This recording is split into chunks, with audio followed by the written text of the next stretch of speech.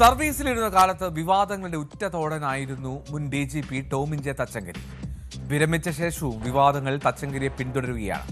സർവീസിൽ നിന്ന് വിരമിച്ച ശേഷവും തച്ചങ്കരി യാത്ര ചെയ്യുന്നത് നക്ഷത്ര ചിഹ്നമുള്ള കാറിലാണ് എന്ന വിവരമാണ് പുറത്തുവരുന്നത്.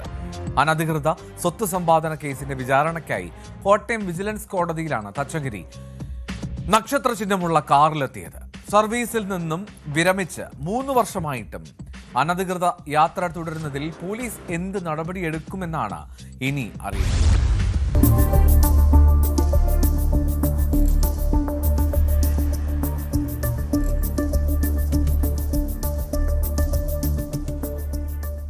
സംസ്ഥാന പോലീസിലെ ഉന്നത ഉദ്യോഗസ്ഥനായിരുന്ന ടോമിൻ ജെ തച്ചങ്കരി ഇപ്പോഴും തന്റെ ഔദ്യോഗിക ചിഹ്നങ്ങൾ മാറ്റാൻ തയ്യാറായിട്ടില്ല.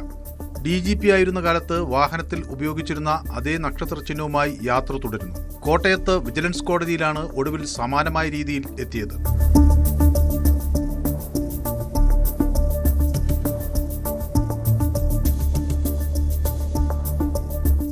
വാഹനത്തിന്റെ ദൃശ്യം പകർത്തുന്നത് ശ്രദ്ധയിൽപ്പെട്ടതോടെ തച്ചങ്കരിയുടെ ഡ്രൈവർ ബോർഡ് അഴിച്ചുമാറ്റി. വിചാരണയ്ക്ക് പിന്നാലെ തച്ചങ്കരി മടങ്ങിപ്പോയത് ബോർഡില്ലാതെ.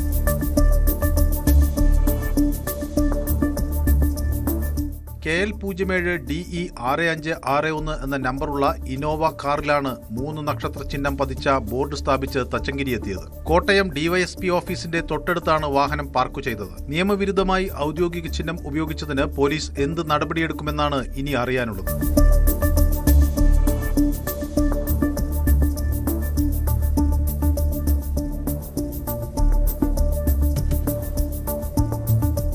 ന്യൂസ് 18 കോട്ടയം.